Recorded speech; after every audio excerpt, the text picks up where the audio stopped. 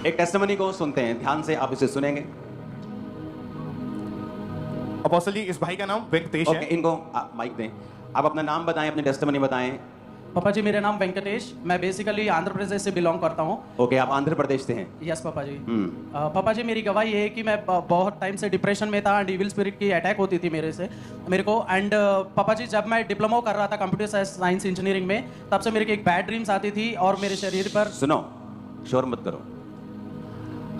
आप मसीह में नहीं थे तब? नहीं पापा जी। तो आपको कैसे मालूम दुष्ट आत्मा के अटैक थे?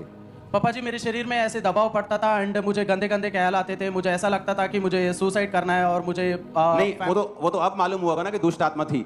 जब हो रहा था ऐसा, तब आपको पता था कि ये दुष्ट आत्मा है या डिप्रेशन है या मेडिकली प्रॉब्लम है? तब क्या लगता था? पापा जी, मुझे लगता था कि वैसे ही डिप्रेशन होगा, लेकिन दुष्ट आत्मा करके मुझे नहीं पता था। नहीं पता था क्योंकि तब आप मसीह में नहीं थे। यस पापा जी। होता क्या क्या था, वो एक्सपीरियंस आप शेयर करो। पापा जी, ऐसा होता था कि फैमिली वालों लाइक सभी लोगों के साथ गलत रिलेशन बनाता था ड्रीम में ही।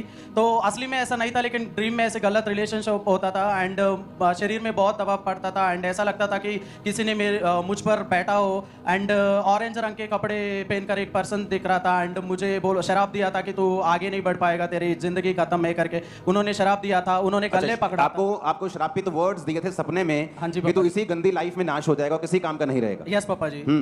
उसके बाद से पापा जी जब मैं उठा था तब मेरे शरीर में पूरा दबाव पड़ा था। मुझे ऐसा लग रहा था कि गले में किसी ने जोर से पंच मारा हो। तो उस दिन से पापा जी मैं और ज़्यादा सोचने लगा कि मेरे साथ क्या हो रहा है और सोचते सोचते मैं बहुत डिप्रेशन पे चले गया था। डिप्रेशन मेरा इतना बढ़ गया था कि मैं घर वालों के साथ भी लड़ता था और गालियाँ देता था मम्मी को, और घर में जो चीज़ें होती थी मैं फोड़ देता था। और उसकी वजह से मेरी 1 साल डिप्लोमा के बाद बीटेक करना था, लेकिन 1 साल की पढ़ाई भी मेरी रुक गई थी उस डिप्रेशन के कारण। 3 बार मैंने सुसाइड अटेम्प्ट भी किया था। 1 बार मैंने नेल पॉलिश पी लिया था। दूसरी बार मैंने यूट्यूब पे देखकर मेंटोस और कोक भी पी लिया था। लेकिन तीसरी बार जब मैंने फांसी लगाया था पापा जी, तब सीरियस हो गया था। मेरी मम्मी ने देख लिया, हॉस्पिटल लेके गए तो डॉक्टर ने बोला था कि पानी दे रहे थे लेकिन वो पानी अंदर नहीं जा रहा था। तो उन्होंने कहा था कि 50% डेड है, तो कोई दूसरी हॉस्पिटल लेके जाओ। लेकिन दूसरे डॉक्टर ने आकर बोला तब तक तो ये इसका डेथ भी हो जाएगा, तो इधर इलाज करते। तो उन्होंने मुझे वेंटिलेटर पे रखा और उन्होंने ट्रीटमेंट किया। तो लोग एक दिन में मैं ठीक हो गया था। लोग आसपास लोग बोल रहे थे कि ये लव फेलियर होगा, ये कोई किसी काम का नहीं है करके सारे लोग आसपास। अच्छा, जो हॉस्पिटल के आसपास लोग थे वो बोल रहे थे कि लव का फेलियर, प्यार में फेल हो गया। यस पापा जी, वही बोलते थे, इसीलिए सुसाइड किया इसने। लेकिन बहुत ज्यादा वो डिप्रेशन बढ़ने के कारण मैं ऐसे सुसाइड करने के बाद भी घर वाले आसपास वाले भी मुझे बिलीव नहीं करते थे। मैं उनसे पैसा लेकर भी, मतलब जो लोग नशा करते थे मेरे फ्रेंड्स, उनको देता था। जैसे मैंने उनको देना शुरू कर दिया, उनके साथ बैठने शुरू कर दिया, 1-2-3 बार मैंने नशा भी पी लिया था और इतनी हाई लेवल डिप्रेशन था। तो मुझे लगता था कि मैं नशा पीने के बाद ही मैं ठीक हो जाऊंगा, तो मैं 2-3 बार भी पिया था।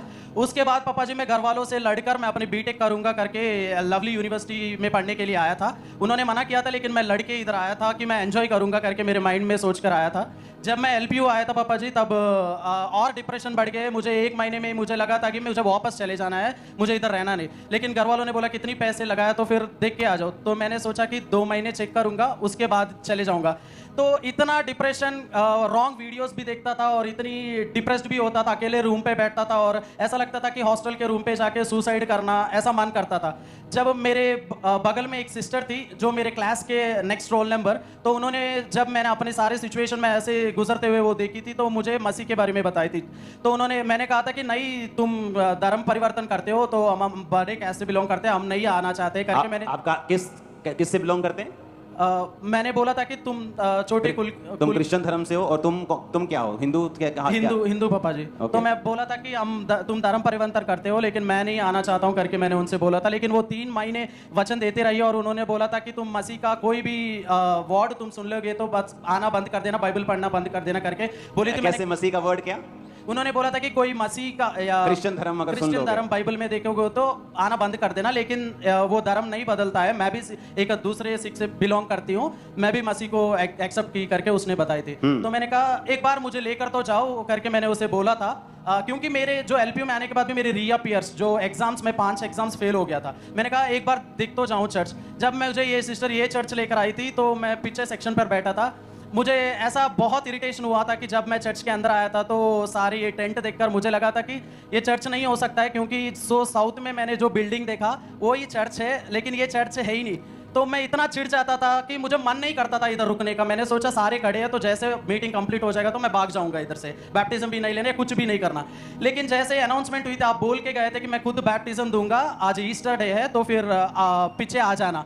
तो उस दिन अप्रैल 1 2018 पापा जी, तो फिर मैंने जैसे अनाउंसमेंट हुआ था मुझे पता भी नहीं चला, मैं चले जाने वाला था, ऐसे मैं आगे आया। उसी दिन जिस दिन मैं पहला दिन आया वो ईस्टर दिन, उसी दिन मैंने बैप्टिज्म लिया था आपसे।